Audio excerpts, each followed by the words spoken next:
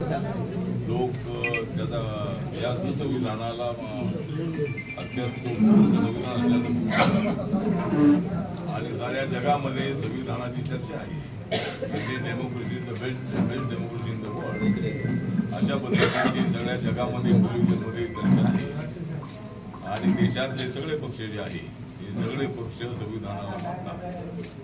माननीय नरेंद्र मोदीजी जे देशाचे प्रधानमंत्री आहे त्यांनी संविधानाला माथा टेकून शपथ घेतलेली आहे. प्रत्येक जो मंत्री आहे, खासदार आहे, आमदार आहे तो निवडून आल्यानंतर तो संविधानाची शपथ घेत असतो. त्यामुळं त्याला संविधान मान्य आहे त्याला देशात राहण्याचा अधिकार आहे. त्याला संविधान मान्य नाही त्याने ते सोडून जावं अशा पद्धतीची सूचना माझी आहे. एक तर बाबासाहेब आंबेडकरांनी फार मोठ्या कष्टाने हे संविधान बनवलेलं आहे. बाबासाहेब आंबेडकरांवर आणि त्यांच्या समाजावर मोठे अन्याय झाले. अनटचॅबिलिटी देशामध्ये मोठ्या प्रमाणात होती. पण देशामध्ये जे संविधान आहे या संविधानातल्या आर्टिकल 17 प्रमाणे देशातली जातीव्यवस्था संपवण्यात आलेली आहे आणि देश अखंड आहे. तरी जाती आणि धर्म भाषा वेगळे असले तरी अखंड भारताची संकल्पना बाबासाहेब आंबेडकरांनी संविधानात मांडलेली आहे. त्यामुळे बाबासाहेब आंबेडकरांची सातत्यानं चर्चा जगभरामध्ये आपल्या देशामध्ये होते आणि देशामध्ये आणि जगामध्ये सर्वात जास्त पुतळे कोणाचे असतील तर ते बाबासाहेब आंबेडकरांचे आहे. परभणीच्या रेल्वे स्टेशनच्या जवळच असणारा बाबासाहेबांचा भव्य दिवस जो पुतळा आहे त्या ठिकाणी संविधानाचं जे संविधान ठेवण्यात आलेलं होतं काचेमध्ये बंद असणारं ते संविधान होतं आणि सर्वांनी यावं आणि ते संविधान पाहावं. कॉन्स्टिट्यूशन ऑफ इंडिया हे पुस्तक पाहावं अशाच भावनेनं हे संविधान त्या ठिकाणी ठेवण्यात आलं होतं आणि त्या संविधानाचा अपमान करण्याचा प्रयत्न झालेला आहे. जो सोपान पवार आहे या सोपान पवार यांनी 10 तारखेला 4:30 वाजता त्या ठिकाणी येऊन गाज फोडलेली आहे आणि संविधानाचा अपमान केलेला असल्यामुळं परभणी शहरामध्ये उद्रेक झाला आणि कार्यकर्ते रस्त्यावर उतरले. परंतु त्यांनी आपल्या भावना व्यक्त केलेल्या आहे. बाबासाहेब आंबेडकरांचा आणि संविधानाचा अपमान होत असेल तर आम्ही तो सहन करणार नाही अशा भावनेनं कार्यकर्ते महिला रस्त्यावर उतरल्या आणि त्यांनी आपल्या भावना व्यक्त केलेल्या आहेत, उद्रेक व्यक्त केलेला आहे. परंतु ज्या पद्धतीनं इतर ठिकाणी जे आंदोलन होता त्याच्यामध्ये अनेक गाड्या जाळल्या जातात, दुकानं फोडली जातात. पण या प्रकरणामध्ये कुठलेच दुकान फोडलेलं नाही. त्याचे जे बाहेर जे बोर्ड असतील त्या ठिकाणी ते त्याच्यावर फक्त त्यांनी आपल्या भावना तिथं उद्रेक व्यक्त केलेला आहे. आणि जिल्हाधिकारी आणि जिल्हा पोलीस प्रमुखांशी माझी चर्चा झाली आणि त्याच्यामध्ये या आरोपीवर अट्रॉसिटी ॲक्ट लावलेला आहे. परंतु त्यांनी संविधान अशा पद्धतीनं त्याचा अपमान केल्यानंतर त्याच्यावर काही लोकांनी हल्ला केला होता अशी माहिती पोलिसांनी दिली आणि त्यामुळं जो आरोपी आहे तो नांदेडच्या सिव्हिल हॉस्पिटलमध्ये ॲडमिट आहे. पण त्याच्यावरती अट्रॉसिटी ॲक्टचा केस लावलेली आहे. त्यानंतर 298 कलम आहे, 299 कलम आहे आणि 324 (4) अशा पद्धतीचं कलम त्याच्यावर लावण्यात आलेलं आहे. आणि पोलिसांना आणि जिल्हाधिकाऱ्यांना मी हे विचारलं की याचं बॅकग्राऊंड काय आहे तर त्यांच्याकडून माहिती मिळाली की त्याचं एक किराणा मालाचं दुकान आहे आणि तो मोलमजुरी करतो अशी माहिती मिळालेली आहे. दुसऱ्या बाजूची माहिती अशी आहे की त्याला त्याचं गाव आहे त्या गावामध्ये त्याची 25 एकर जमीन आहे. ठीक आहे, तो एक त्याचा वेगळा विषय आहे. कुणी असो, तो मोलमजूर करणारा असो किंवा दुकानदार असो किंवा जमीनदार असो, केलेली घटना जी आहे त्याची पूर्ण चौकशी करावी अशा पद्धतीची आमची मागणी आहे. त्याच्या पाठीमागे कुणाचा हात आहे का याची चौकशी होणं अत्यंत आवश्यक आहे. मी परवा रात्री मुख्यमंत्री देवेंद्र फडणवीस यांना दिल्लीमध्ये भेटलो आणि मला अशी माहिती मिळाली होती की कोम्बिंग ऑपरेशन पोलीस करण्याची शक्यता आहे. त्यामुळे ताबडतोब मी मुख्यमंत्र्यांना तर सांगितलं आणि मुख्यमंत्र्यांनी ताबडतोब इतर जिल्हाधिकाऱ्यांना फोन करून सांगितलं की त्यांच्या ऑफिसमधून की कोम्बिंग ऑपरेशन करू नका, इनोसंट लोकांवरती केसेस घेऊ नका. जे फुटेजमध्ये जे चेहरे तुम्हाला दिसतील त्यांच्यावर कारवाई करावी अशा पद्धतीचे आदेश मुख्यमंत्री कार्यालयातून यांना मिळालेले आहे. आणि त्याप्रमाणे बरेच विद्यार्थ्यांचं निवेदन माझ्याकडे आलेलं आहे. जे विद्यार्थ्यांचं म्हणणं असं आहे की आम्ही त्या तोडफोडमध्ये नव्हतो, पण त्याच्यामध्ये आमची नावं घेतलेली आहे. त्यामुळं आमच्यावर जी केस केलेली आहे तर ते मी जिल्हाधिकारी एसपीना सांगितलेलं आहे की विद्यार्थ्यांना त्यामध्ये आपण अडकवू नये.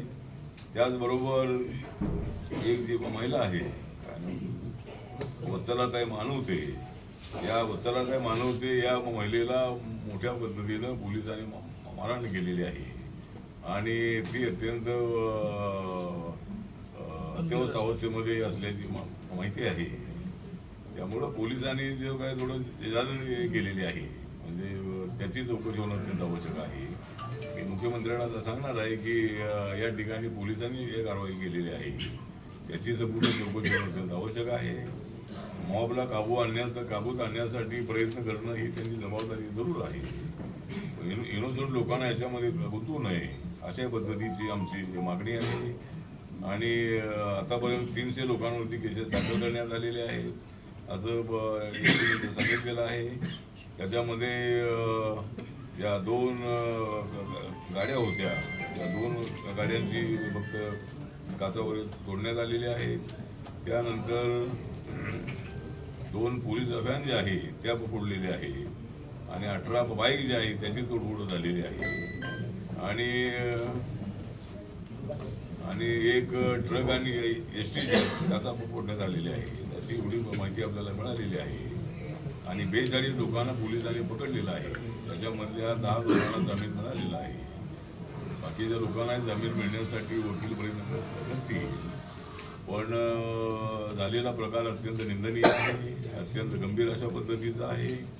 आणि त्यामुळं आमचं पार्लमेंट सेशन चालू आहे. तर तरीही आज संविधानावर काल आणि आज संसदेमध्ये चर्चा चालू आहे. राज्यसभेमध्ये 16 आणि 17 तारखेला संविधानावर चर्चा होणार आहे. सगळे पक्ष आपापली भूमिका त्या ठिकाणी मांडणार आहे. त्यामुळं बाबासाहेबांनी दिलेलं संविधान हे अत्यंत मोठ्या किमतीचं संविधान आहे आणि त्याचा अपमान करणाऱ्या व्यक्तीच्या पाठीमागं कुणाचा हात आहे का याची चौकशी होणं अत्यंत आवश्यक आहे. अशा पद्धतीची आमची या संबंधातली मागणी आहे. आणि सर्व महाराष्ट्रभर आम्ही शांततेचं आवाहन केलेलं होतं. परभणीकरांकडे आम्ही शांततेचं आवाहन केलं होतं.